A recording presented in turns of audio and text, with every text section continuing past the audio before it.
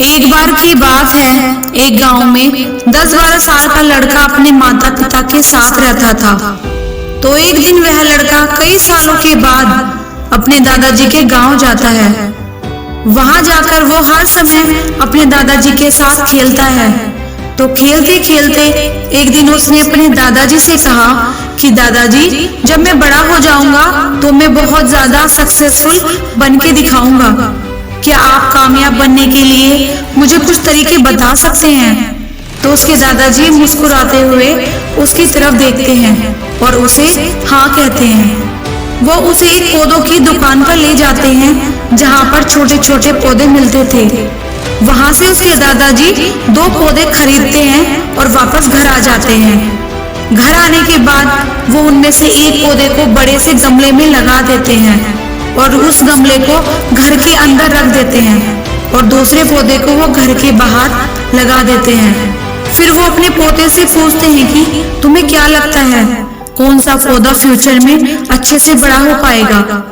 बच्चे ने थोड़ा सा सोचा और अपने दादाजी से कहा कि दादाजी, जो हमने घर के अंदर पौधा लगाया है वो अच्छे से बड़ा हो पाएगा, क्योंकि वो घर के अंदर हर प्रॉब्लम से सेफ रहेगा।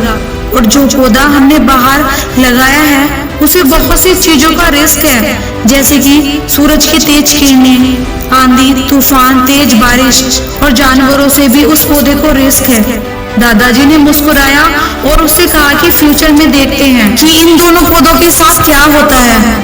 फिर 4 साल के बाद वो लड़का फिर से अपने दादाजी के घर जाता है। दादाजी को देखने के बाद वो फिर से उनसे पूछता है कि दादाजी, लास्ट टाइम मैंने आपसे पूछा था कि जिंदगी में सक्सेसफुल कैसे होते हैं, लेकिन आपने मुझे कुछ नहीं बताया था, लेकिन अब आपको मुझे बताना ही पड़ेगा।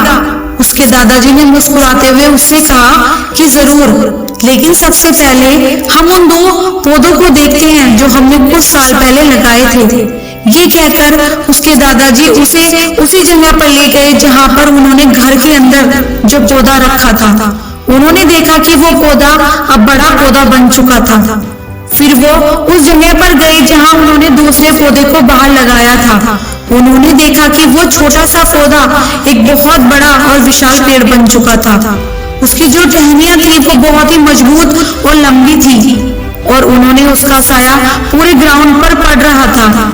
अब उस लड़के के दादाजी ने उसकी तरफ देखा और उससे कहा कि बताओ, कौन सा पौधा ज्यादा बड़ा और मजबूत हो चुका है, कौन सा पौधा ज्यादा सक्सेसफुल हुआ है? लड़के ने कहा कि वो पौधा जो हमने बाहर लगाया था। लेकिन दादाजी, ये कैसे संभव है? इस पौधे में तो कई ऐसी डेंजर सिचुएशन सही होंगी, इस पर कई प्रॉब्लम्स आई होंगी, लेकिन फिर भी ये पौधा इतना बड़ा पेड़ कैसे बन पाया? उसके दादाजी ने उसकी तरफ देखा और कहा, तुमने ठीक कहा, जो पौधा हमने बाहर लगाया था उसमें कई प्रॉब्लम सही होंगी और उन्हीं प्रॉब्लम से डील करते हुए वो इतना बड़ा और विशाल पेड़ बन पाया है। और अब वो जितना चाहे उतना अपनी टहनियों को बड़ा कर सकता है और जो आंधी तूफान, तेज बारिश जैसे प्रॉब्लम्स हैं उसकी टहनियों को और भी मजबूत बनाती हैं और इसी वजह से वो एक विशाल पेड़ बन चुका है और अब ये सारी प्रॉब्लम्स उसके सामने छोटी हैं। उसके दादाजी ने उसकी तरफ देखा और उससे कहा कि बेटा, एक चीज हमेशा याद रखना, जब तक तुम अपनी लाइफ में स्ट्रगल नहीं करोगे, जब तक तुम डिफिकल्टी से नहीं गुजरोगे, तब तक तुम अपनी लाइफ में सक्सेस को अचीव नहीं कर पा सकते हो। अगर तुम हमेशा अपनी लाइफ में कंफर्टेबल चॉइस ही रखोगे, तुम अपनी लाइफ में उतना ग्रो नहीं कर पाओगे जितना तुम कर सकते हो। और अगर तुम हर प्रॉब्लम के लिए तैयार रहोगे, हमेशा स्ट्रगल के लिए रेडी रहोगे, तो फिर किसी भी मंजिल को पाना तुम्हारे लिए संभव नहीं होगा और फिर बड़ी बड़ी प्रॉब्लम तुम्हें छोटी लगने लगेगी। ये सुनने के बाद उस लड़के ने गहरी सांस ली, फिर उस विशाल और बड़े पेड़ की तरफ देखने लगा। उसके दादाजी के शब्द उसके दिमाग में घूम रहे थे। दोस्तों, प्रॉब्लम्स, डिफिकल्टीज, रुकावट, इन चीजों को हम अपनी जिंदगी में दुश्मन समझते हैं, लेकिन यही रुकावटें, यही डिफिकल्टीज हमें स्ट्रॉन्ग बनाती हैं और अपनी जिंदगी में ज्यादा सक्सेसफुल बनाती हैं। और वो किसी ने कहा है ना कि अगर आपकी लाइफ में प्रॉब्लम्स नहीं आ रही हैं तो समझ जाओ कि आप गलत ट्रैक पे हो। तो दोस्तों, आपको ये कहानी कैसी लगी कमेंट करके जरूर बताएं। और चाहते हो ये कहानी दूसरों तक पहुंचे तो वीडियो को लाइक जरूर करें। और जिंदगी में सब्र करो और शुक्र करो और डिफिकल्टीज को जीतते हुए अपनी जिंदगी में आगे बढ़ते जाओ।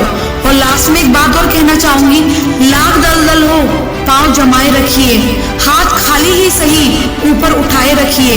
और कौन कहता है कि छल्ली में पानी रुक नहीं सकता, बर्फ बनने तक हौसला तो बनाए रखिए। जय हिंद, वंदे मातरम।